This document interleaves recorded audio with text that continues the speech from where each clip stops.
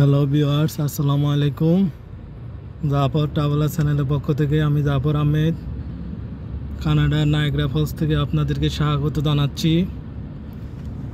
এই যে Niagara Falls দেখা যাচ্ছে, ওই পাড়ে ইউএসের বিভিন্ন ভবন দেখা যাচ্ছে। আপনারা জানেন নায়াগ্রা ফলস দেখার জন্য সারা পৃথিবী থেকে হাজার হাজার পর্যটক আসে এক নজর নায়াগ্রা ফলস দেখার জন্য। নায়াগ্রার এক প্রান্তে কানাডা, অন্য প্রান্তে আমেরিকা অবস্থিত।